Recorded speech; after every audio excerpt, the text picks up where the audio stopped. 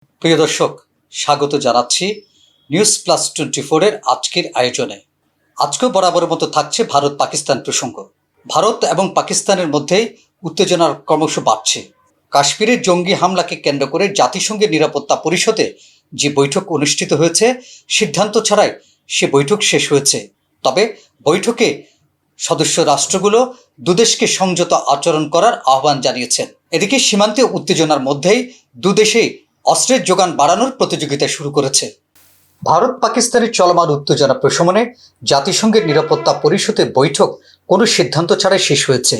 সোমবার 1.5 ঘন্টা স্থায়ী বৈঠক শেষে বিভিন্ন দেশের প্রতিনিধিরা পৃথকভাবে নিজেদের মতামত প্রকাশ করলেও নিরাপত্তা পরিষদের পক্ষ থেকে যৌথ কোনো বিবৃতি প্রকাশ করেনি।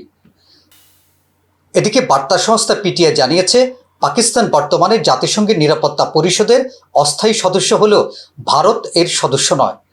চলতি মাসে নিরাপত্তা পরিষদের সভাপতিত্ব করছে গ্রিস।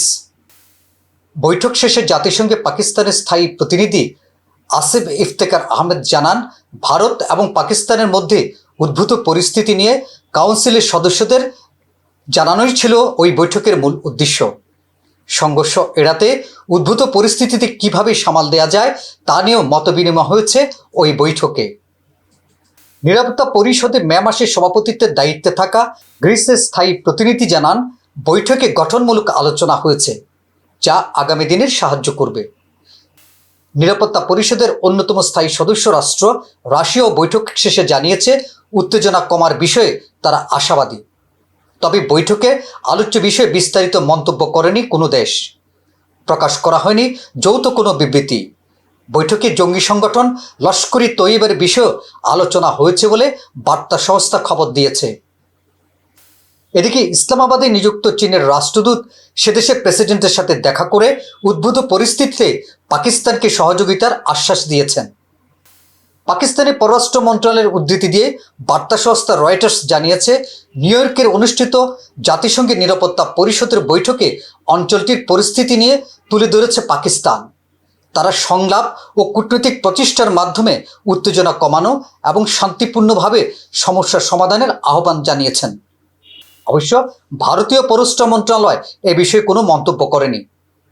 পাকিস্তানের একের পর এক ক্ষেপণাস্ত্র পরীক্ষা ও পারমাণবিক হুমকি উত্তেজনা বৃদ্ধির কারণ বলেও অনেক সদস্য মনে করেন। বৈঠকে দ্বিপাক্ষিকভাবে আলোচনার মাধ্যমে সমস্যার সমাধানও পরামর্শ দেওয়া হয় ওই বৈঠকে। জাতিসংঘ মহাসচিব অ্যান্টনি গুতেরেস উভয় দেশকে সর্বোচ্চ সংযম প্রদর্শনের পাশাপাশি সংঘাত ও সংঘর্ষ থেকে সরে আসার আহ্বান জানিয়েছেন। এদিকে রেটিং সংস্থা মুডিস সতর্ক করে বলেছে, দুদেশের এই উত্তেজনাকার কারণে পাকিস্তানের $350 বিলিয়ন অর্থনীতির উপর নৈতিক প্রভাব পড়তে পারে। একইভাবে উচ্চ প্রতিরক্ষা ব্যয়ের কারণে ভারতেরও স্থিতিশীলতার উপর চাপ বাড়তে পারে। এদিকে উত্তেজনাকর পরিস্থিতিতে রাজস্থান, গুজরাট, পাঞ্জাব এবং জম্মু কাশ্মীরের সীমান্ত এলাকায় বাসিন্দাদের নিয়ে মহড়া চালানোর নির্দেশ দিয়েছে দেশটির স্বরাষ্ট্র মন্ত্রণালয়। আগামীকাল বুধবার এই মহড়া হওয়ার কথা রয়েছে। দুদেশের উত্তেজনার মধ্যে ইগোলা এস নামে স্বল্পমাত্রার ক্ষেপণাস্ত্র ভারতকে সরবরাহ করেছে রাশিয়া।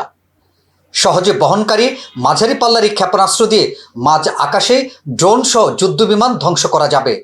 এছাড়া রাশিয়া থেকে পঞ্চম প্রজন্মের ফাইটার জেট Su-57 সহ ড্রোন কেনারও উদ্যোগ নিয়েছে ভারত।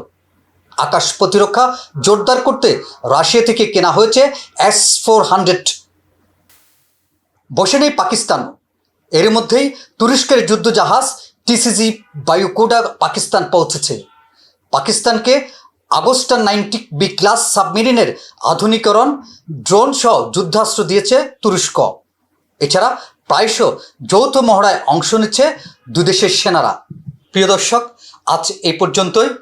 আগামীকাল কথা হবে ভারত পাকিস্তানের নতুন কোনো বিষয় নিয়ে। আর সে পর্যন্ত ভালো থাকুন, সুস্থ থাকুন, সাথে থাকুন নিউজ প্লাস 24 এর সাথে।